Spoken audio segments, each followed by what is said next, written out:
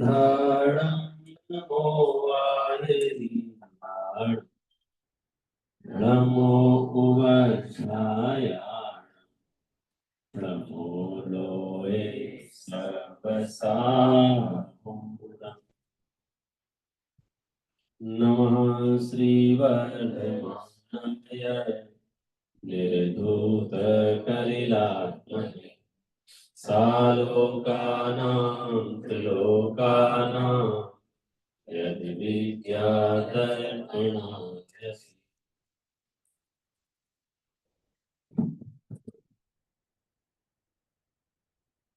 श्री रत्नकरंड श्रावकाचार्य ग्रंथ के आधार से कुछ चर्चा हमने पिछले सत्र में की। मैं अपने देव को, अपने शास्त्र को, अपने गुरु को, अपनी आत्मा को, छह द्रव्यों को, सात तत्व को, विश्व के समस्त पदार्थों को कैसे पहचानूं, तो मुझे लक्षण जानना होंगे और मुझे लक्षण पता होगा तो फिर मैं स्वयं पहचान करने में समर्थ हो सकता हूँ।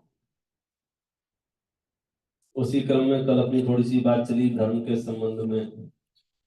इस पूरे रत्नकरंड श्रावकाचार्य का ये प्रतिज्ञा वाक्य है, देशयामि समीचीनम धर्मम कर्म निवर्हणम, कि मैं समीचीन धर्म को कहूंगा।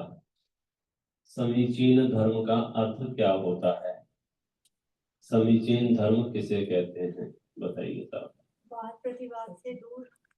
वाद प्रतिवाद से दूर। समीचीन धर्म किसे कहते हैं? समीचीन, समीचीन शब्द का अर्थ क्या होता है?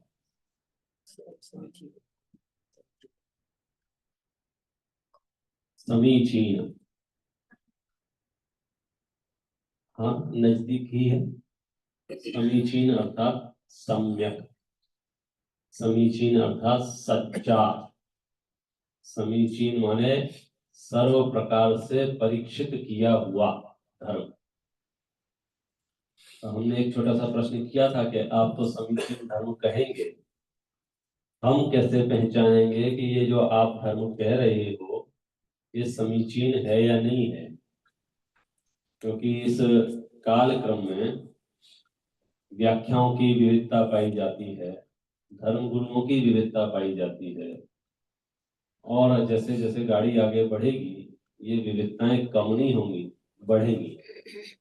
ऐसी परिस्थितियों में हम धर्म को कैसे पहचानें और उसे कैसे आत्मसात करें?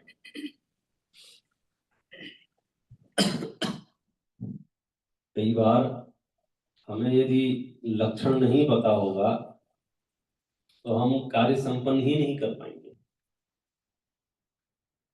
हम और आप सब इस धरती पर जितने भी धार्मिक लोग हैं, लगभग लगभग सभी धर्म करके कुछ पाना चाहते हैं। क्या पाना चाहते हैं? धर्म करके क्या पाना चाहते हैं? सुख पाना चाहते हैं, बराबर, सुख पाना। अच्छा, जितने भी लोग धर्म कर रहे हैं क्या उन्हें सुख मिल गया है?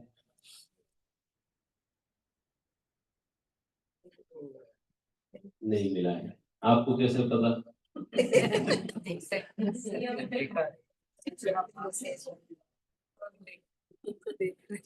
आपको कैसे पता?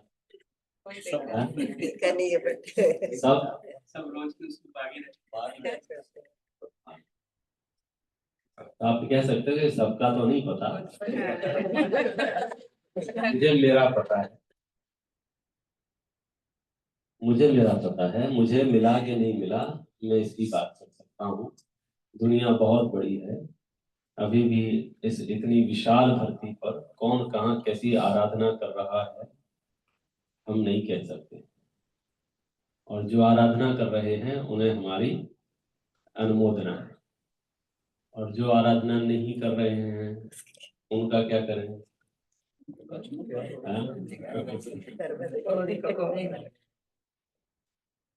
ये बड़ा थोड़ा सा रहस्यमय प्रकरण इतना सा है कभी कभी हम जाने अनजाने में धर्म क्षेत्र में भी इस तरह का वातावरण निर्मित हो जाता है कि हमारा मन कहता है कि ये धर्म क्षेत्र का वातावरण तो नहीं है।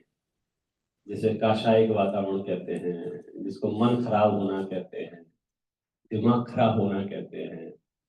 अच्छा, दिमाग खराब भी किसके निमित्त से हो रहा है? पापियों के निमित्त से नहीं, धर्मात्माओं के निमित्त से। अब आपकी दृष्टि में धर्मात्मा नहीं है बेचारे, वो अलग बात है। जितने भी वर्तमान में धर्मात्मा परेशान हैं, ये दूसरे धर्मात्माओं से परेशान, और दूसरे धर्मात्मा तीसरे से, और तीसरा धर्मात्मा चौथे से, चौथा धर्मात्मा पांचवे से, पांचवा धर्मात्मा छठवें से। और टोटल रिपोर्ट बैलेंस शीट निकाल के देखी तो जवाब आता है धर्मात्मा बहुत परेशान है। बताओ ये वाक्य कहता है। इस धरती पर सबसे ज्यादा सुखरूप अवस्था किसकी होनी चाहिए थी? धर्मात्माओं की। अच्छा, ज्यादा सुखरूप किसकी अवस्था होनी चाहिए थी? जो जितना बड़ा धर्मात्मा। धर्मात्मा और सुख का संबंध है या धर्मात्मा और दुख का संबंध है? धर्मात्मा जो होगा वो सुखरूप अवस्था में होगा या दुखरूप अवस्था में होगा? और जितना बड़ा धर्मात्मा होगा उतना ज्यादा सुख होगा कि दुख होगा? यदि धर्मात्मा है और सुख नहीं है, इसका मतलब क्या है? रीचेक। कहते ना, फिर से आप एक बार अपने आप का मूल्यांकन कीजिए। यदि आप सुख रूप अवस्था में नहीं हैं, इट मीन्स आप धर्मात्मा नहीं है। आंशिक सुख भी नहीं है, आंशिक धर्मात्मा भी नहीं है। थोड़ा सुख है, थोड़े धर्मात्मा है। थोड़ा ज्यादा सुख है, ज्यादा धर्मात्मा है। बहुत सुख है, बहुत धर्मात्मा है। ये आचार्य ने लक्षण बनाया है। यो धरती उत्तमे सुखे, जो आपको उत्तम सुख में धर दे उसका नाम धर्म है। और हमें लग रहा है कि पहले तो सब ठीक था, जब से ये धर्म धर्म शुरू किया तब से बहुत दिमाग खराब रहता है। तो हम पहले सुख में थे, अब संकलेश में हैं। जितना ज्यादा मंदिर की निकटता, जितनी ज्यादा समाज की निकटता, जितनी ज्यादा संस्थाओं की निकटता, जितनी ज्यादा संघों की निकटता, और फिर नजदीक में जो वातावरण हम देखते हैं, तो उससे हमने क्या रिजल्ट निकाला? यार इससे तो पहले ही सुखी थे। मुझे 1.5 मिनट की यूट्यूब पे वीडियो आती है धर्मात्माओं की, दूसरे धर्मात्माओं की निंदा में, प्रशंसा में, जो भी आती है। व्यक्तिगत चर्चा स्वप्न में भी नहीं करनी, लेकिन एसेंस कि फिर ऐसा लगता है कि धर्मात्मा और सुख का जो रिलेशन है मैच नहीं कर रहा है। क्योंकि जिन शासन का धर्म, वो भी धर्मात्मा, सामान्य धर्मात्माओं की बात नहीं, जिन शासन का धर्मात्मा, मैं धर्मात्मा हूं कि नहीं हूं कैसे पता चलेगा? आचार्य क्या कह रहे हैं? तुम सुख में हो कि नहीं हो। इस सिंपल। कितना सरल है ये तय करना कि मैं धर्मात्मा हूं या नहीं हूं। मेरे अंदर सुख है कि नहीं है, मैं सत्ता में हूं कि नहीं हूं, मुझे प्रसन्नता का वेदन होता है कि नहीं होता है, मैं आनंद में रहता हूं कि नहीं रहता हूं, कि संक्लेश में रहता हूं। देखो, कारण आपके कुछ भी हो, मैं कारणों पे चर्चा नहीं करूंगा। किसके कारणों पर? संक्लेशता के कारणों। क्योंकि कई बार हम अपने विकार को भी जायज ठहराने लग जाते हैं। किस वजह से? जब हम ये कहते हैं कि मैं तो बहुत निर्मल परिणामी हूं, इन्होंने जो शब्द कहे उसके बाद मैंने कहे, तो फिर मैंने जो शब्द कहे वो जायज है। क्यों? क्योंकि इन्होंने गुस्सा दिलाई, मैं थोड़ी गुस्सा करता हूं। पॉइंट समझ में आया? विकार कहाँ हुआ? मेरे अंदर। और विकार हुआ तो मेरे आसपास के लोग क्या कहेंगे? विकार विकार विकार कर रहे हो। तो सुब्रमण्य जी ने क्या जुगाड़ निकाली? मैं तो करता ही नहीं हूं, वो तो उन्होंने आकर ऐसा कहा था, उन्होंने आकर ऐसा किया था, उनका ऐसा व्यवहार था, उन्होंने। आप समझिए अब कहां चला गया? सामने। तो मेरे अंदर जो क्रोध हुआ वो क्रोध सही ठहराया कि नहीं ठहराया मैंने? तो मुझे जो गुस्सा आई थी, बोलो सामने वाले ने दुर्वचन कहे थे इसलिए गुस्सा आई थी कि नहीं आई थी? सामने प्रतिकूलताएं थी इसलिए गुस्सा आई थी कि नहीं आई थी? तो कैसे आई थी? प्रतिकूलता में सब मुझे क्रोध आया, मान आया, मायाचारी हुई, जो भी लोभ हुआ, कोई भी कषाय हुई, तो उस कषाय का बेस क्या है, आधार क्या है, हुई कैसे? हमारे पास लिस्ट क्या है? अभी में सबसे बढ़िया चीज जो चिंतन मन की अनुपेक्षा का चिंतन का विषय है, ये है कि हम तरह तरह के जीवन में अलग अलग कार्य करते हैं। धर्म क्षेत्र में भी काम करते हैं, धर्म क्षेत्र में काम करते हैं तो धर्म क्षेत्र की समस्याएं सामने आती हैं, कर्म क्षेत्र में काम करते हैं, कर्म क्षेत्र की समस्याएं काम आती हैं, दुकान पे जाते हैं, दुकान संबंधी समस्याएं, मंदिर में आते हैं, मंदिर संबंधी समस्याएं, समाज में जाते हैं, समाज संबंधी समस्याएं हैं। पूरे जीवन में लगभग लगभग कहीं ना कहीं कुछ ना कुछ एरर आता रहता है। और सबसे पहले मैं त्याग किसका करता हूँ? मंदिर। मैं नहीं जाता। क्यों नहीं जाता? अरे वहां बहुत कषाय होती है। अच्छा, दुकान पे जाता है? जाता हूँ, वहां भीत रखता है।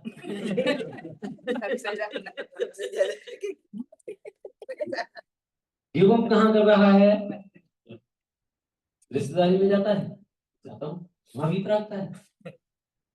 बता, तो उसे धर्म के क्षेत्र में जो भार लग रहा है, दरअसल वह धर्म का स्वरूप नहीं समझ पा रहा है।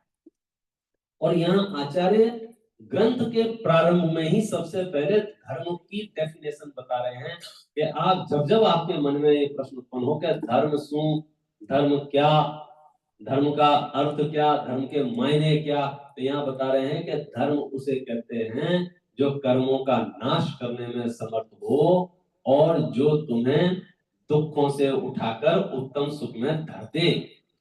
यदि आप दुख में ही बैठे रहेंगे, संक्लेश में ही बैठे रहेंगे, आकुलता में ही बैठे रहेंगे, बेचैनी में बैठे रहेंगे, तो बोलो कर्म बंधन होगा, कर्म निर्जरा होगी। अब हम आपसे कारण नहीं पूछेंगे कि आप किस वजह से बेचैनी में हो, आप किस वजह से आकुलता में हो, आप कितना ही जेन्युइन कारण हो, कितना ही जेन्युइन कारण हो, आपकी कोई गलती नहीं हो, 10 दिन से आप घर से बाहर ही नहीं निकले, लेकिन अचानक से किसी ने घंटी बजाई, हमने दरवाजा खोला और उसने गलती से घंटी बजाई अपने घर की, आया तो बाजू वाले के यहाँ था, और इतनी देर में हमने कहा कि भैया ये घर उनका नहीं है, और 2 घंटे बाद फीवर आ गया हमको, चेक किया तो कोविड। अब बताओ कोविड क्यों हुआ? देखे चला गया, 10-20 व्हाट्सएप कर दे, आज के बाद कोई दरवाजा मत खोलना। तो जहां जो समझ में आए उतना अपन आचार्य तो कर लो वापस। आपकी बात सही है, आपकी कोई गलती नहीं है, सामने वाला देखे चला गया है। मुझे तो ये बताओ, इलाज करें कि नहीं करें? ट्रीटमेंट चालू करें कि नहीं करें? किसका करें, जिसने आपको दिया है उसका कि आपका?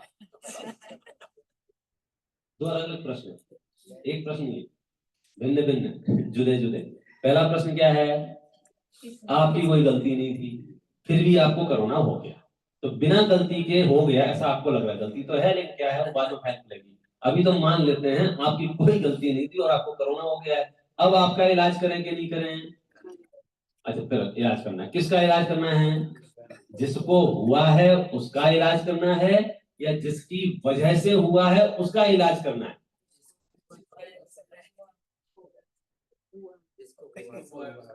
कोई कंफ्यूजन? चलो, ये आपने रोग के संबंध में, शरीर के रोग के संबंध में सही जानकारी दी, आपके सभी प्रश्न सही है।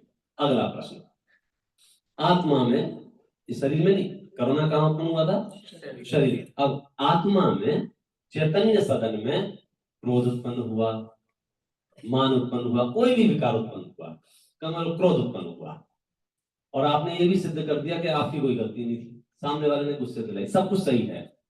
अब इस क्रोध को रखें या भगाएं? इलाज करें कि नहीं करें? अरे किसका इलाज करें, तुम्हारा क्या उनका?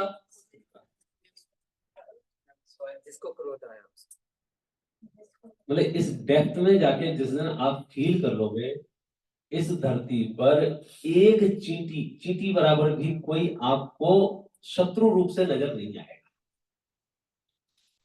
और धर्म की वही परिभाषा है। यदि आप धार्मिक हैं तो आपके नजरिए में इस धरती पर कोई है ही नहीं दो तरह के चीज।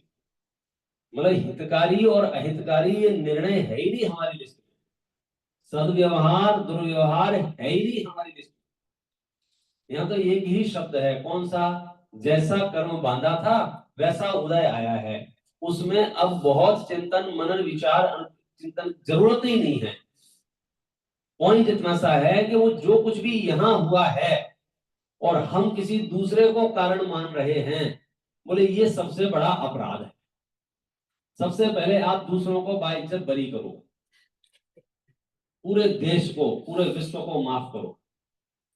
इस विश्व में एक भी व्यक्ति एक भी वस्तु ऐसी नहीं है जो मुझे विकार करा सके जब तक मैं ना चाहूं। Condition apply. और हमारी प्रैक्टिस बताइए कितनी उल्टी प्रैक्टिस है हमारी। तो पैदाइशी हम ब्लेमिंग नेचर के हैं, पैदाइशी जन्म से ही हमने ब्लेमिंग नेचर का ट्रेनिंग ली है, शिक्षा ली है बचपन से ही। आप ऑब्जर्व करेंगे तो हर 2 कदम पर हमको ब्लेमिंग सिखाई गई है, बताई गई है, समझाई गई है। मुझे तो याद है 1.5-2 साल का बच्चा टेबल से टकरा गया, उसकी पढ़ी लिखी माँ ने आके टेबल को चमाटे मारे। वेलकम, आइए बताइए, हम आपका हार्दिक स्वागत है। खुशी होती है क्या? बूढ़ों को देखकर ज्यादा खुशी इसलिए नहीं होती अगली बार ये मिले या ना मिले। बच्चों को देखकर इसलिए खुशी होती है कि कहीं अगली बार ये मिलने की इनकी संभावना है। खरीदी वापस फिर से कह देते हैं। क्या प्रश्न था? प्रश्न क्या था कि हमको बचपन से ब्लेमिंग नेचर की आसपास हमने एटमॉस्फेयर देखा है। ब्लेम करो और खुश रहो, जो भी किया है सामने वाले ने किया है, मेरी इसमें कोई गलती नहीं है। रोजमर्रा के जीवन में हमने लोगों के जीवन में यही देखा। क्या देखा कि 1-2 साल का बच्चा, कितने साल का? 2 साल का, वेरी नाइस, समझ में आ गया, बहुत बड़ी बात है। तो 2 साल का बच्चा टेबल से टकरा गया। क्या हुआ फिर? उसकी पढ़ी लिखी माँ एजुकेटेड कहाँ गई? टेबल के पास। क्या किया? और बच्चा खुश, बच्चे की सारी पीड़ा दूर हो गई, बिल्कुल निराकुल हो गया और वो अपने खेल में लग गया। इस 1-1.5 मिनट के एपिसोड में क्या हुआ? गलती किसी की थी, मार किसी को, यही हुआ। टेबल की गलती थी क्या?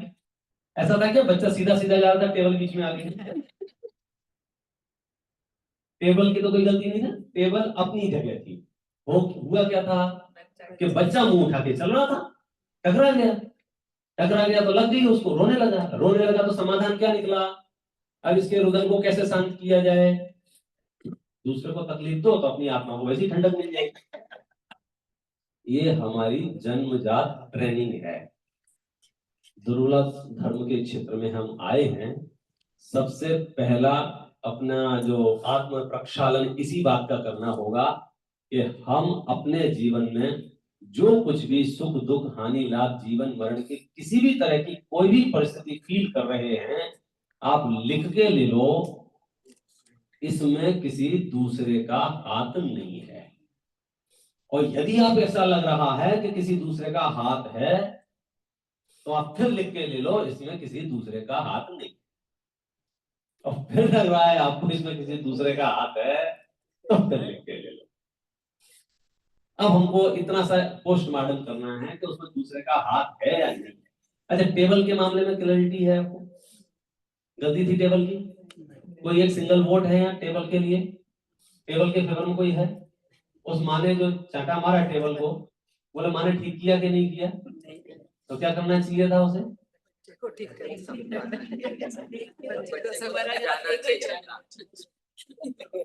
किसको मार पड़नी चाहिए थी? किसको मार पड़नी चाहिए थी? बच्चे को। मतलब गुस्सा इतना भरा है कि हमको तो मारना है, जैसे तैसे टेबल से छोड़ा, अब बच्चे पे टूट पड़े। पहले आपने डिसाइड क्यों कर लिया कि मारना है? मतलब ये माइंडसेट क्यों है कि हमें मारना है? मतलब हम जैसे ही जोर से आवाज आई, उठ के गए, ला भाई टेबल, तो पंडित जी ने प्रोफेसर समझाया भाई टेबल की कोई गलती नहीं थी, क्षमा कर दो टेबल को। तो आपने कहा ठीक है टेबल को क्षमा कर देते हैं। फिर पंडित जी आप क्या करें? आप बच्चे को मारे। लेकिन भैया बोले हाथ तो साफ कर ले। जरूरी है मारना, नीड है मारने की, रिक्वायरमेंट है, मारने से कुछ लाभ होगा, तो धरती पे इतनी मारामारी चल क्यों रही है? आपको ऐसा लग रहा होगा ये बहुत छोटी सी बात है, इसमें क्या है, छोटा सा बच्चा है, फलाना है ठिकाना, आप उसे इतना कैजुअल ले रहे हैं जिसकी आप कल्पना नहीं कर सकते हैं। यही बच्चा जब बड़ा होकर देश का प्राइम मिनिस्टर बनता है, यही बच्चा राष्ट्रपति बनता है, यही बच्चा धर्म क्षेत्र में संत बनता है, यही बच्चा पंडित बनता है, यही बच्चा ट्रस्टी बनता है, वही बच्चा है। तो वो जो ट्रेनिंग है कौन सी? किसी ना किसी की तो ठुकाई करनी है उसे। पहले तो कारण ही नहीं खोजने हैं, जो दिख जाए, टेबल दिखी टेबल को मार दिया, कुछ और होता तो कोई और को मार पड़ जाती, कोई दूसरे के बच्चे की वजह से लग जाती तो दूसरे बच्चे को डांट पड़ जाती। मतलब हमें तो बस करना था, बहुत समझाया कभी इसमें दूसरी गलती नहीं थी, तुम्हारे बच्चे हम अपने बच्चे को कूट लेते हैं। तो हमने समझाया भाई कूटना जरूरी क्यों है, हमें ये बताओ। यो धरती उत्तमे सुखे, जो तुम्हें उत्तम सुख में नहीं धर रहा है वो धर्म नहीं है। तुम यदि इसमें आएगी एक एक गाथा एक एक कलश है इसमें, यदि आप किसी के बारे में दुश्चिंतन करते हो, यदि आप बैठे बैठे ये सोचते हो यह मर जावे, यह लुट जावे, इसको होवे जेल महान, तो बोले ये अनर्थ दंड नाम का अपध्यान है। इससे क्या होगा? सिर्फ और सिर्फ कर्म बनेंगे। लेकिन हमारे विचार हमारे परिणाम अनायास ही ऐसे रहते हैं। तो अब हमको 3 जगह काम करना पड़ेगा। पहला पॉइंट तो क्या था कि किसको मारे। प्रश्न ये नहीं किसको मारे, मेरा प्रश्न ये है कि क्यों मारे। आप शुरुआत कहां कर रहे हैं? नहीं पड़ेगी, किसी को तो मारना पड़ेगा भाई। हर जगह ये जो है दो है, या टेबल और बच्चा है, चीजें अलग हो सकती हैं। परिवार है तो परिवार में अलग अलग सदस्य हो सकते हैं, समाज है तो समाज के ग्रुप हो सकते हैं, मंदिर है तो मंदिर में ग्रुप हो सकते हैं, हर जगह ये चीज हो सकती है। तो फिर हर ग्रुप क्या प्लान कर रहा है, इनको कैसे निपटाएं? मेरा प्रश्न ये है कि निपटाना क्यों है, आप जवाब दे दो। मारना क्यों, फिर मैं बता दूंगा किसको मारो। हम ऑप्शन ढूंढ रहे हैं, किसकी निंदा की जाए, किसकी आलोचना की जाए, किसकी पिटाई की जाए, किसकी खिंचाई की जाए, किसकी धज्जियां उड़ाई जाए। लेकिन प्रश्न ये है कि आप धर्म क्षेत्र में हैं तो ये सब करना क्यों? जवाब है आपके पास, टू माइंडसेट। कब का? इस जन्म का नहीं, जन्म जन्मांतर का। क्रोध आदि कषायों को करके इस जीव ने तृप्ति महसूस की है, आनंद महसूस किया है, आत्म ध्यान रौद्र ध्यान करके इसे लगाया, हाँ चलो कुछ तो किया। और यहाँ धर्म की शुरुआत ये कह रहे हैं कि आप ध्यान रौद्र ध्यान में से कुछ भी है, कुछ भी हो सकता है, धर्म भी हो सकता है।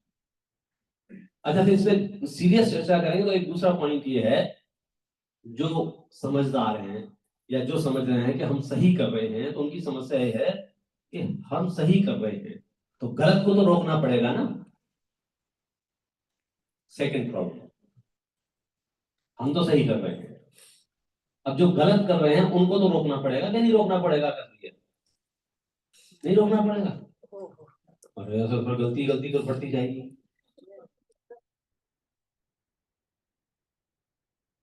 अच्छा गजब बात यह है कि मैं पारी बदल के उधर गया, उधर भी यही कह रहे थे कि गलत को तो रोकना पड़ेगा। और समझ में आ रहा है? इधर पूछा तो इधर भी यही कहा कि गलत को तो विरोध करना ही पड़ेगा, गलत को तो रोकना पड़ेगा। उधर गया तो क्या मिला? गलत को तो रोकना पड़ेगा। तो मेरा सिर्फ प्रश्न इतना सा है कि ये रोकने वाला ठेका आपको दिया किसने? तो कुछ लोग तुरंत, मतलब क्या कहना चाहिए, निसंकोच पेट भर भर के कषाय कर रहे हैं, सिर्फ इसलिए उनका लॉजिक है, बोले मैं अपने लिए नहीं कर रहा हूँ, मंदिर के लिए कर रहा हूँ, भगवान के लिए कर रहा हूँ। तो मैं पूछना चाहता हूँ, भगवान टेंडर पास करके गए थे तेरे नाम? मतलब क्या एग्रीमेंट हुआ तुम्हारा भगवान का? तुम्हारा कुछ ऐसा तय हुआ है? जैसे किसी ने भगवान महावीर को दुर्वचन कहे, बराबर है, तो फिर बोलो मुझे गुस्सा आने चाहिए कि नहीं आना चाहिए? भारी काम है भाई साहब, भारी काम है। ये महावीर का दर्शन है, ये बच्चों का खेल नहीं है। समझ में आ जाए तो केली करें से मारेगा। क्या प्रश्न किया मैंने? कोई मेरे महावीर को, अब यहां से बात कटाई में तो तभी मजा आता है ना। मेरे महावीर को, महावीर से पूछा ये आपके?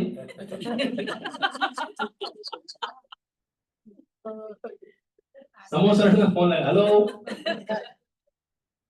हाँ ये केस आया है न्यू जर्सी फ्रैंकलिन टाउनशिप में, फलाना फलाना व्यक्ति फलाना फलाने जाति पंथ संप्रदाय का ये दावा कर रहा है आप इनके हैं। तो क्या जवाब है भगवान महावीर के पास? हैं? बोले भैया अब तो मैं अलग दुनिया में हूँ, निकम्मा आठ गुणा किंचुना चरम देह दो सिद्धा, आठों कर्म से निष्कर्म हो गया हूँ, 8 गुण प्रकट हो गए हैं, अब तो इस संवाद की स्थिति में भी नहीं हूँ। इससे पहले जब 4 ही गए थे और 4 रह गए थे, तब भी मेरी स्थिति बहुत अलग विचित्र हो गई थी, संसार से सारे संबंध टूट गए थे। अरे ये तो बहुत बड़ी बात हो गई 4 घातीय कर्मों के नाश की। तो जिस दिन मैंने जैनेश्वरी दीक्षा ली थी, उस दिन मैंने चिल्ला चिल्ला के कहा था इस धरती पर मेरा कोई नहीं है, मेरा भाई, मेरे माता पिता, मेरी पत्नी, मेरे बच्चे, जो जो भी हैं, जहां जहां भी, सर्व कुटुंब, उन्होंने सबसे नाते तोड़ लिए थे। न केवल वर्तमान के, भूतकाल के सारे नाते तोड़ दिए थे, और आगे प्रतिज्ञा कर ली थी आज के बाद किसी से नाता नहीं रखेंगे। और तू उनके नाम पे नेतागिरी बता रहा है? कैसे हुआ? हम ऐसा कर देंगे, हम ऐसा। प्रश्न ये है तुमको ऐसा वैसा करना क्यों है? करना क्यों है? वो हेतु जिस दिन पता चल जाएगा ना, कषाय उत्पन्न ही नहीं होगी। हम समझ ही नहीं पा रहे हैं। हम धर्म को भी करना तो चाहते हैं, नहीं करना चाहते तो यहाँ आते ही नहीं। धर्म तो करना चाहते हैं, लेकिन धर्म के काल में जाने अनजाने में कषाय कैसे उत्पन्न हुई? कैसे उत्पन्न हुई? क्योंकि हम धर्म के स्वरूप से वंचित रहे। यहाँ कह रहे हैं धर्म उसको कहते हैं जो आपको उत्तम सुख में धर दे। यदि आप धर्मात्मा हो तो आप आनंद अतिरेक में रहेंगे।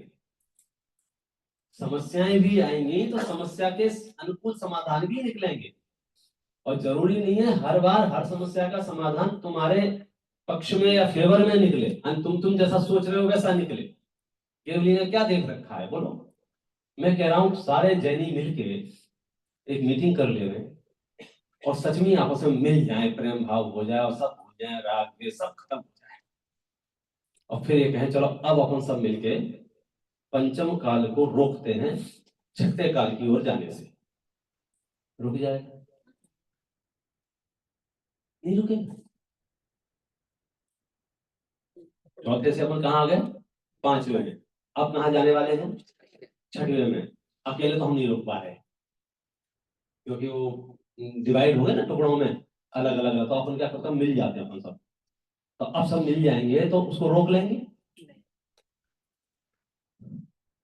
मतलब सच्चाई ये है कि हम एक तिनके का भी परिणमन करने में समर्थ नहीं है, और प्लानिंग विश्व को पलटने की है।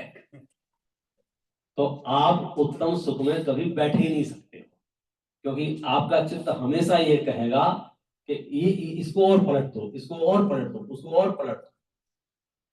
हम यदि धार्मिक हैं, हम यदि धर्मात्मा हैं, तो हमारी पहली जिम्मेदारी क्या है कि हम उत्तम सुख में बैठे के नहीं बैठे, ना सही पूर्णता की और आंशिक सुख में है क्या नहीं है, कषाय में तो नहीं है ना। यदि हम कषाय की ओर ढलती हुई परिणति है, तो हमें पुनः पुनः अपने आप को तय करना पड़ेगा। कभी कभी हम जरूरत से ज्यादा जिम्मेदार हो जाते हैं, वो भी हमारे अंदर कषाय उत्पन्न कराती है। जरूरत से ज्यादा जिम्मेदार माने हाँ, हर चीज में ऐसा लगता है ना, गलत नहीं हो सकता है, गलत नहीं हो सकता है, गलत नहीं हो सकता है, गलत। पहले तो यही नहीं पता है गलत क्या है सही क्या है, क्योंकि हर आदमी की अपनी डेफिनेशन बन गई है। फिर जो भी है, इतना सरल, इतना सटीक, इतना प्यारा मार्ग है जिसकी आप कल्पना नहीं कर सकते हो। पहली कंडीशन जैन दर्शन की ये है, आप किसी से राग द्वेष नहीं कर सकते, घृणा नहीं कर सकते हैं, ग्लानि नहीं कर सकते हैं, दुर्भावनाएं नहीं रख सकते हैं, उसके लिए अपशब्द नहीं सोच सकते हैं, कह नहीं सकते हैं। मेरी भावना तो पढ़ते हो ना, खूब पढ़ते हो, रोज रट्टा मार रखी है। उसकी एक पंक्ति क्या कहती है, दुर्जन क्रूर कुमार्ग रतों पर क्षोभ नहीं मुझको आवे। ये कैसे संभव है बताओ? इस पंक्ति का क्या अर्थ है? पंक्ति पढ़िए बेटा भाई। दुर्जन क्रूर कुमार्ग रतों पर क्षोभ नहीं मुझको आवे। कौन आपको बताएगा इसका? पंक्ति तो सुनी होगी, मैं फिर से बोलता हूँ, जिनके होठ हिलेंगे समझ जाएंगे, नहीं समझिए, सुनिए। दुर्जन क्रूर कुमार्ग रतों पर क्षोभ नहीं मुझको आवे। आप कह रहे हैं दुर्जन क्रूर कुमार्ग रतों पर, तीन नाम लिए, कौन किस किस का? दुर्जन और क्रूर और कुमार्ग। दुर्जन माने, किसको पता है दुर्जन माने? सज्जन ना हो दुर्जन माने, ठीक है चल जाएगा, चलाना ही पड़ेगा ना। सज्जन ना हो दुर्जन, भंड वचन बोलने वाला, अभद्र भाषा बोलने वाला, दुर्जन, बुरी आदतों वाला। इसके लिए दुष्ट शब्द का भी प्रयोग कहीं कहीं किया है। मतलब क्या कहें दुर्जनों की, आपको जानना हो तो पुराणों में इसके लक्षण बताए हैं। जब कोई पुराने पुराण पढ़ोगे तो शुरुआत में दुर्जन के लक्षण, सज्जन के लक्षण, धर्मात्माओं के लक्षण, पापी के लक्षण, सबके लक्षण लिखे, और इसीलिए लिखे हैं कि कभी तो टेंशन नहीं हो। क्यों? जैसे ही आपको परिणति देखते हो तो याद आता है, हाँ ये दुर्जन के लक्षण, ठीक। भाई अचानक से सांप दिख गया, ऐसे कर रहा है, कोई प्रॉब्लम है आपको? क्यों? सांप ऐसे करता है, कोई प्रॉब्लम। रास्ते से कुत्ता भौंक रहा है, कोई प्रॉब्लम है आपको? क्यों? तो वहां ऐसे लक्षण पता होते हैं तो हमारा दिमाग ठंडा रहता है। तो हम तीन लोगों की बात करें। दुर्जन, दुर्जन माने जो सज्जन नहीं है, ये ज्यादा बढ़िया खत्म।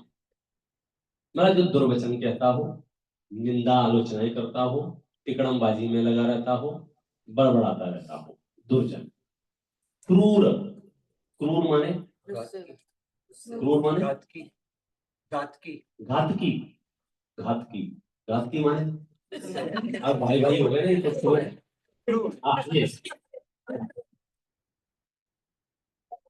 क्रूर माने, घातकी माने,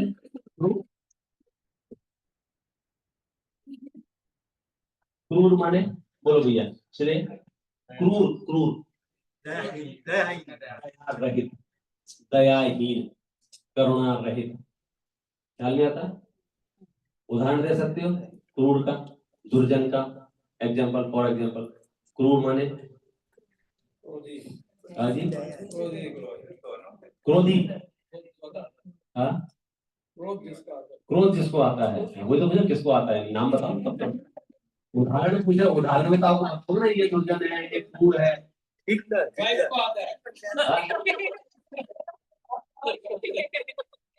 हम आपके पारिवारिक मामले में कथा लेते रहते हैं। कितने पीड़ित लोग हैं। ये कल पंडित जी वाला चला गया भय है। हम सच में बहुत पढ़े या ना पढ़े, सही पढ़े, थोड़ा सा पढ़े, डायरेक्शन तो प्रॉपर हो और डिस्कशन करके, ऐसा नहीं कि हमने बोल दिया आपने सुन लिया, आप कंफर्म करो कि ये ठीक है कि नहीं। दुर्जन माने जो क्या अकारण ही द्वेष करता हो, अकारण ही नाराज रहता हो, जो गुण है उनको भी दुर्गुण के रूप में प्रस्तुत करता हो, उस व्यक्ति का नाम दुर्जन है। क्रूर में थोड़ा सा लेवल बढ़ गया इसका, वो होता है कौन सा कंपैरेटिव, कौन से सुपरलेटिव, क्या है? और यही तो लास्ट वाली है, इससे पहले वाली और होती होगी, 3 होती है ना, तो सबसे टॉप वाला, नहीं बीच वाला क्रूर। क्रूर में क्या है? जैसे आतंकवादी लोग, आतंकवादी ये क्या है? क्रूर है। क्रूर माने कुछ फर्क नहीं पड़ा, ठक ठक ठक ठक। क्रूर ये टेरर जितने भी हैं, ये तो उदाहरण के तौर पे दिया है, बाकी क्रूर माने जिनको दया नहीं है, ये सारे के सारे वो शकल से कैसे दिख रहे हैं उससे फर्क नहीं पड़ रहा है, परिणामों की क्रूरता की है। हंटिंग करने वाले जितने हैं ये सब क्रूर है, फिशिंग करने वाले जितने भी सब क्रूर है। अब मनुष्यों को जो मार देने वाले हो तो उनकी तो क्रूरता की क्या कहना, बराबर क्रूर। तीसरा शब्द है कुमार रथ। कुमार रथ माने बुरे रास्ते पर चलने वाला, ये एकदम बड़ा वाला पापी है, इसमें सारे दुर्गुण है, सारे कुमार पर लगा हुआ है। दुर्जन, क्रूर, कुमार, मतलब ये 3 शब्द कह के ये कह रहे हैं पंडित साहब कि इस दुनिया में जितने भी बुरे लोग हैं, आगे क्या लिखा मन, दुर्जन क्रूर कुमार रथों पर क्षोभ नहीं मुझको आवे। क्या कह रहे हैं? क्षोभ नहीं आवे। क्षोभ माने दया, कहां पड़ा? क्षोभ, क्षोभ माने क्या? शर्म,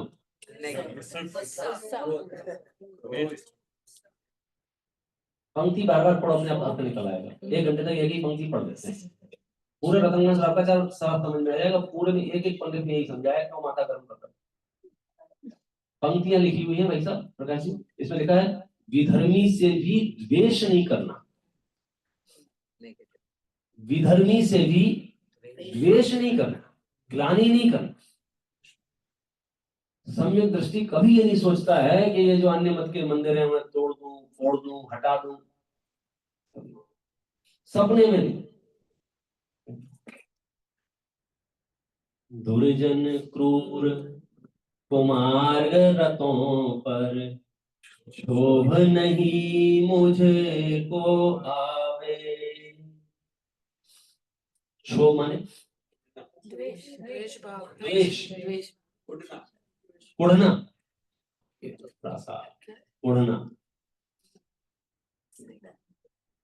कुढ़ना थोड़ा हायर वर्जन हो जाएगा, मुझे कुढ़ना से पहले वाला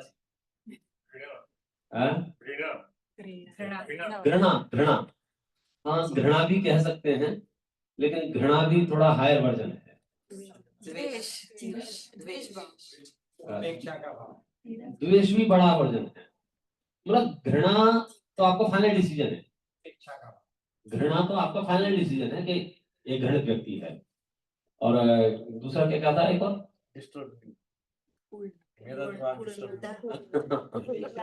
हाँ नहीं कुढ़ना, कुढ़ना, कुढ़ना भी वो पैर का ही भाई बहन है, ये लगातार लगातार एक।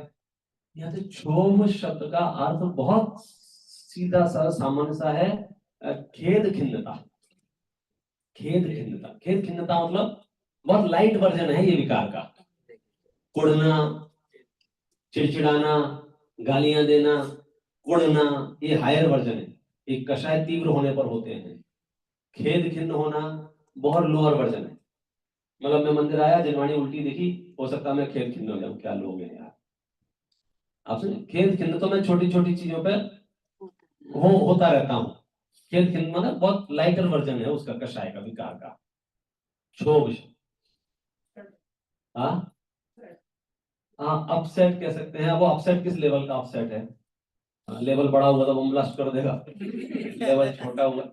पर क्षोभ में निर्णायक कषाय नहीं है, टेम्परेरी जो विकार उत्पन्न होता है। जैसे रेलवे स्टेशन पे अनाउंसमेंट होता है 22113 प्लेटफॉर्म पे आने वाली गाड़ी आधा घंटे लेट आ रही है, हमें खेद। वो जो हमें खेद है माने उन्हें क्षोभ है। अच्छा, जिसको क्षोभ है उसका क्या कर सकते हैं? जो कह रहा है कि मुझे क्षोभ है, उसको क्या कहेंगे अपन? क्या कहेंगे? It's okay. जो खुद ही कह रहा है कि हमें क्षोभ है, मतलब बहुत हल्की कषाय है। क्षोभ, कोई क्षोभ करे तो हम उसमें बहुत बड़ा ऑब्जेक्शन नहीं लेते। लेकिन यहां ये कह रहे हैं कि हमें उनको देखकर, उनके निमित्त से, उनकी वजह से, उनके कारण क्षोभ भी नहीं होना चाहिए। अब बताओ कैसे बनोगे तुम धर्मात्मा? पंक्ति फिर से बोलता हूं, ओम का सही मतलब बताओ। तब तक बोलता रहूंगा जब तक सही मतलब नहीं पता चलेगा। सही मतलब की तो बात है, चिंता पंक्ति बोलो आप। कौन बोलेगा? एक व्यक्ति बोले कोई। श्रेय याद हुई? जब तक याद नहीं होगी ये प्रोसेस चलता रहेगा, लर्न करनी है वाले कोई। जब आप सुना दोगे प्रोसेस पूरा हो जाएगा। दुर्जन क्रूर कुमार्ग रतों पर क्षोभ नहीं मुझे को आवे। के बारे में कुछ गलत हम नहीं सोच। ये थोड़ा सा नजदीक पहुंचे आप। हमें क्या करना है? हम क्या इतने फुर्सत में हैं जो दुर्जनों के बारे में सोचें, कुमार ग्रंथों से घृणा करें? मतलब आप कल्पना नहीं कर सकते हो जैन दर्शन की विराट दृष्टिकोण, खुश रहने का, उत्तम धर्म में बैठने के बाद। इसको सीधे सीधे समराइज करके एक पंक्ति बोलता हूं। हम यहाँ ये अनाउंसमेंट कर रहे हैं, घोषणा कर रहे हैं कि सच्चा धर्मात्मा दुर्जन क्रूर कुमार व्रत लोगों के प्रति भी क्षोभ नहीं करता है, उनके प्रति भी, उन्हें देख के भी खेद खिन्नता महसूस नहीं करता है, उन्हें देख के मतलब उनके प्रति घृणा और जो जो भी कोई भाव नहीं लाता है। अब अपना मूल्यांकन करो कि हम किससे दुखी हैं? दुर्जनों से दुखी हो कि सज्जनों से दुखी हो?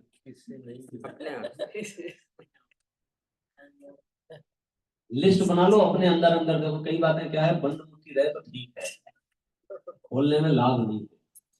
लेकिन विश्लेषण करके पाओगे कि हमारा सारी प्रॉब्लम, समस्या, इरिटेशन, टेंशन, चिड़चिड़ाहट जो कुछ भी है वो पापियों से है, धर्मात्माओं से है।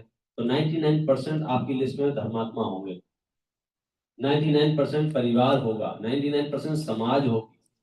आपकी आकुलता का कारण, आपकी बेचैनी का कारण, आपकी चिंता का कारण, आपके तनाव का कारण, आपके स्ट्रेस का कारण कौन है? हमारी सोच, हमारी खुद की सोच, आपकी खुद की सोच।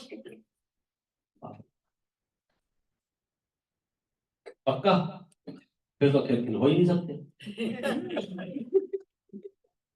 हाँ, फिर तो सवाल ही नहीं है। नहीं, बात तो यही है कि हम रहस्यमयी इस वस्तु को प्राप्त कर लेना। हमको जवाब आप सही दोगे, 100% प्राइज ले जाओगे, उसका विषय नहीं है। अब बात यह है कि मैं उस मार्ग पर आगे बढ़ पा रहा हूं कि नहीं बढ़ पा रहा हूं। और रत्नकरण श्रावकाचार्य आत्म प्रक्षालन के लिए अद्भुत ग्रंथ है। ये धर्म की परिभाषा बताई जा रही है। यदि आप धर्मात्मा हैं कि हाँ साहब हम धर्मात्मा है, तो फिर आप आकुल व्याकुल घबराहट चिंता तनाव में नहीं रह सकते हैं, क्योंकि आपने अपने आप को उत्तम सुख में धर लिया है। यहां तक की बात बता दी कि बाकी सब छोड़ो, धर्मात्माओं से, परिवार से, समाज से छोड़ो, पापियों से भी देखकर उनके प्रति घृणा का भाव, आलोचना का भाव, निंदा का भाव, चिड़चिड़ाहट का भाव, द्वेष का भाव, उन्हें मार डालने का भाव, उन्हें खत्म कर देने का भाव, उन्हें नष्ट कर देने का भाव आता है कि नहीं आता है? चाहिए। कठिन है कि सरल है? कंट्रोल अपने पास है। लेकिन पहले हम इस चैप्टर को समझ रहे हैं कि नहीं समझ रहे हैं? कौन से चैप्टर को? क्या मेरा माथा गर्म है? प्रश्न किसकी वजह से? किसकी वजह से? जैसे ही आप जो आंसर दोगे उससे आपको पता चल जाएगा कि अभी लेवल कहां है। यहां क्या कह रहे हैं? मूर्ख हो, पापी हो, दुर्जन हो, दुष्ट हो, उसको देख करके भी हमें क्षोभ नहीं करना है। और हम कहना नहीं चाहिए, सच में अच्छे अच्छे बढ़िया बढ़िया लोगों से दुखी हैं धरती पर। क्यों? कारण है उसका, हमारा जो समुदाय है, हमने जिस कुल में जन्म लिया है, इस धरती का सबसे उत्तम कुल है। और गजब बात यह है कि ऐसे उत्तम कुल में भी हमें जो लोग मिल गए हैं, हम उनसे घृणा कर रहे हैं, हम उनसे द्वेष कर रहे हैं, हम उनसे चिढ़ रहे हैं। इस धरती की सबसे बढ़िया समाज है ये।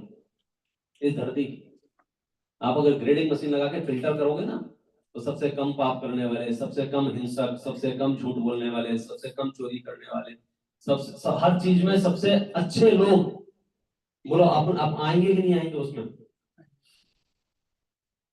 इसका मतलब मिसअंडरस्टैंडिंग कहीं गलत फहमी हुई है। अब एक दूसरा प्रश्न और है जो अपन पिछले प्रश्न छोड़ दिया था कि हम तय कैसे करेंगे कि हम जिससे घृणा कर रहे हैं वो धर्मात्मा है या नहीं है? धर्मात्मा की डेफिनेशन क्या है? हम कैसे तय करें धर्मात्मा है कि नहीं? वात्सल्य के लिए हम अगर विराट दृष्टिकोण अपनाएं तो कौन धर्मात्मा है इस धरती पर? कैसे तय करेंगे धर्मात्मा कौन है? मैं आपको एक उदाहरण देता हूँ, शास्त्र का, पुराण का उदाहरण देता हूँ। एक बार एक मुनराज के पास एक हिंसक व्यक्ति आया।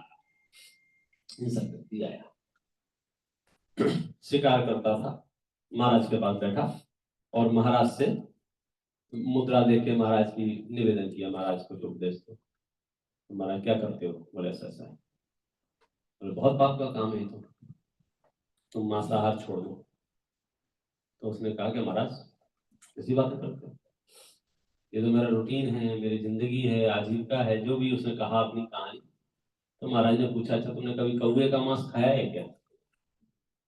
बात इंडिया की है। नहीं बोले कौवे का मांस कौन खाता है?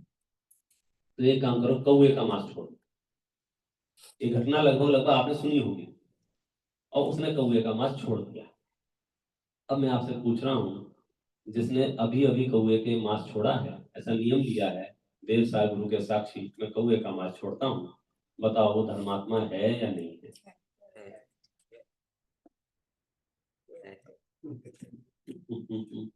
वो धर्मात्मा है या नहीं है? आकाश भैया है? एक देश नियम लिया, बोलो, जज करने वाले होते हैं। धर्मात्मा है कि नहीं है? धर्म की तरफ चल रहा है वो धर्म। हम उसे जज करने वाले होते कौन है? हम उसे जज करने वाले होते कौन है? मतलब हमें खुद को ही देखना चाहिए, हम खुद ही मतलब नहीं, हम तो यहाँ पूरे विश्व को देख रहे हैं, 3 लोग को देखेंगे। हम परिणामों की और निर्णायक भूमिका में तो रहेंगे, हम तय ही नहीं करेंगे किस परिणति का नाम धर्म है, किस परिणति का नाम अधर्म है, तो हम क्या करेंगे? हम आपको ही मान लेते हैं, आपने अभी अभी कौवे का मांस छोड़ा है, अब आपको धर्मात्मा माने क्या नहीं माने? अब बोल दो, हम अपने आप खुद को जज करने वाले कौन होते हैं? छोड़ दो, अपने ऊपर ले लो। नहीं, हाँ, सही उदाहरण तो एक जैसे ना, उदाहरण तो हाँ। सिर्फ आपकी परिणति की बात बता रहे हैं। तो बात है जैन दर्शन के अनियोग शैली की। प्रश्न किस अनियोग से पूछा जा रहा है? प्रश्न किस अनियोग से पूछा जा रहा है भाई साहब? द्रव्यान योग की गहराइयों से प्रश्न पूछा जाएगा तो द्वार 11 एंड 9 गुरु का पाठी जो अभव्य दिगंबर मुद्रा में है, उसे भी मोक्ष का अधिकारी नहीं कहेंगे, जिसने यदि आप सम्यक दर्शन प्राप्त नहीं किया है तो। लेकिन प्रश्न यदि चरणानियोग की भूमिका से पूछा जाएगा तो क्या कहेंगे कि जिसने अभी अभी इधर मुंह किया है, हाँ आजा हमारी पार्टी में आ गया, हमारी पार्टी में आ गया, हमारी, मतलब वो व्यक्ति भी जिसके जीवन में अनेक पाप अवशेष हैं, लेकिन उसने कसम खाई है मैं अमुक पाप नहीं करूंगा, इसका मतलब आंशिक भद्रता उसने प्रकट की है, हम उसे अपने दायरे में समेट रहे हैं। इतना विशाल दृष्टिकोण है। इन सारी चर्चाओं का सार क्या है?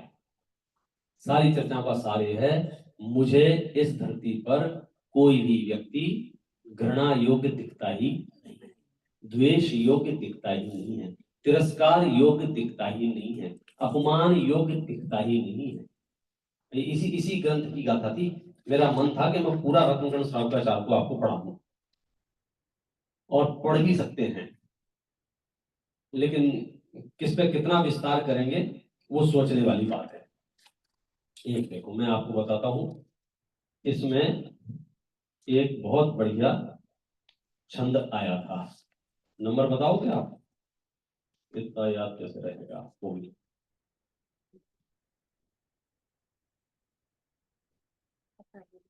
शुरुआत में था।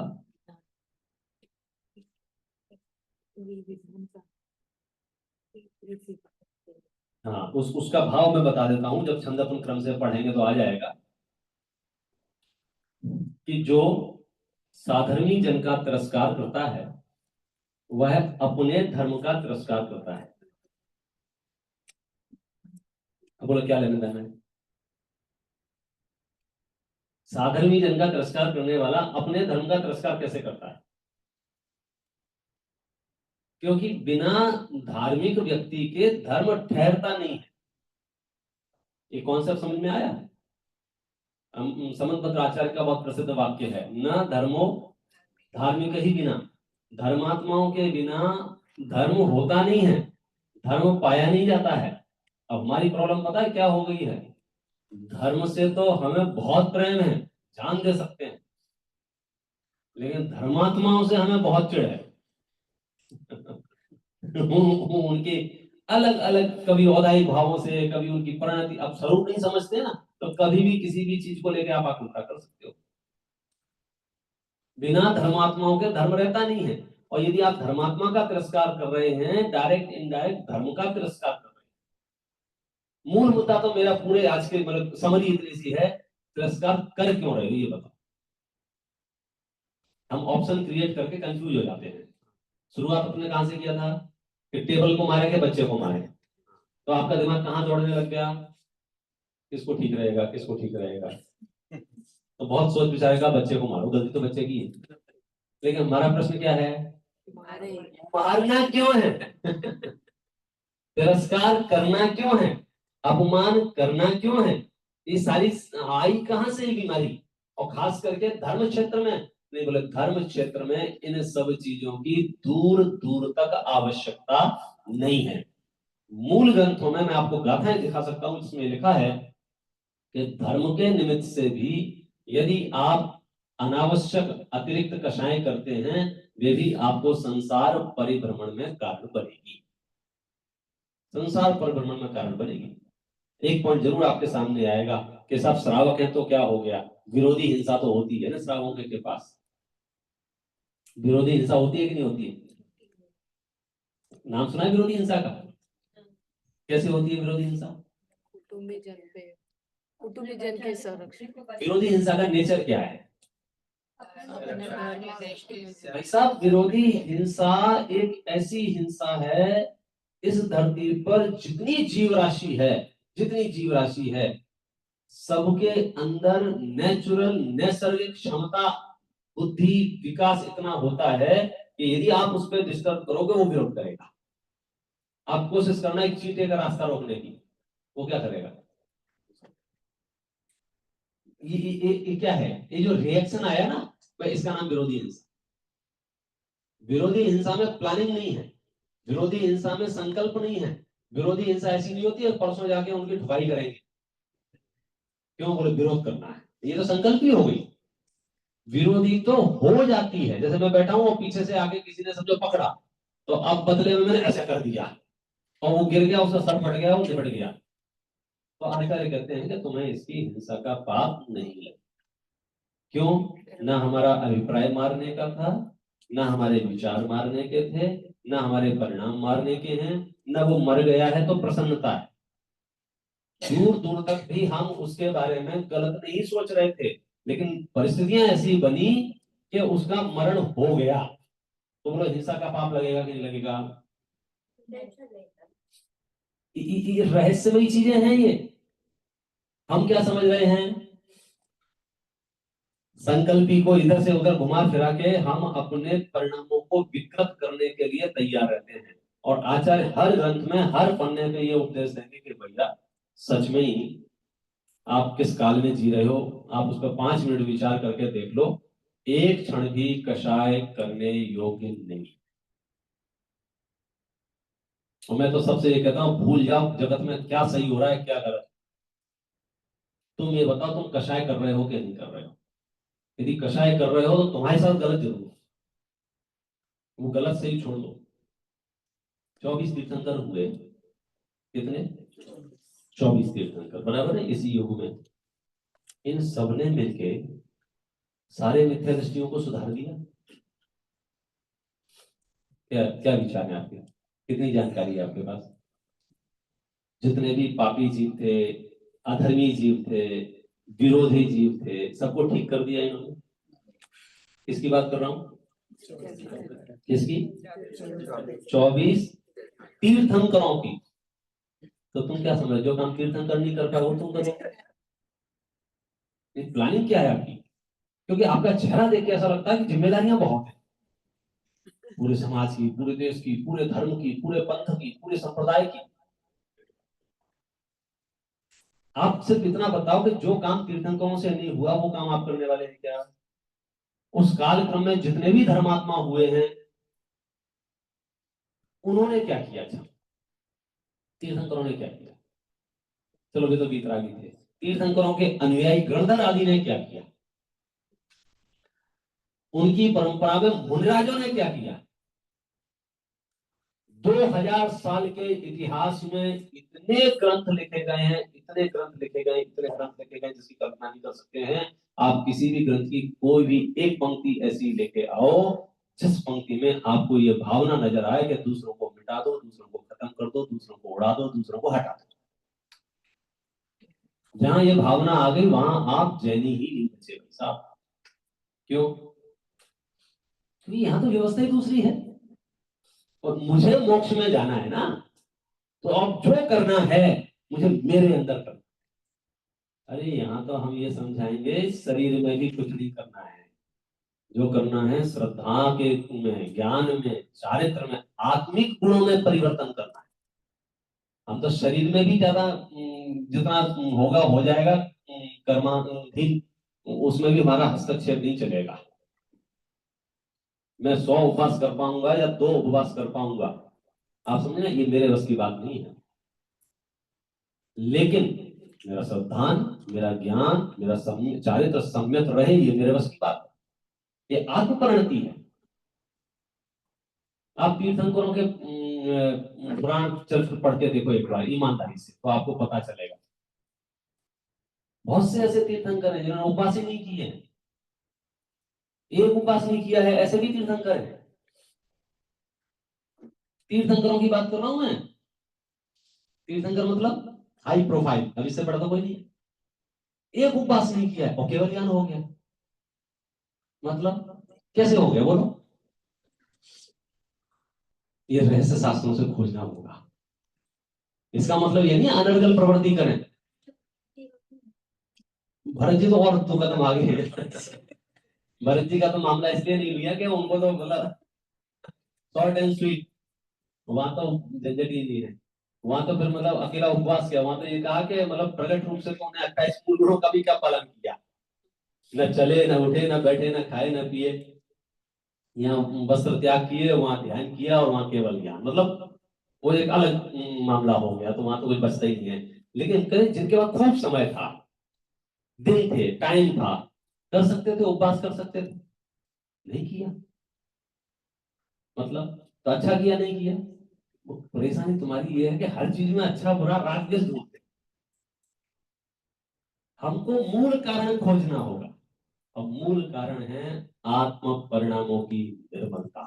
और आत्म परिणामों की निर्मलता आती है अभिप्राय से, आत्म परिणामों की निर्मलता आती है सत्य जानकारी से, सत्य निर्णय से। तो मेरा श्रद्धान, मेरा ज्ञान सम्यक हो, और ऐसा ज्ञान सम्यक हो, ऐसा श्रद्धान सम्यक हो, विषम से विषम परिस्थितियों में भी मेरे परिणाम मलिन ना हो, तो समझना मैं धर्म के रास्ते पर आगे बढ़ रहा हूं।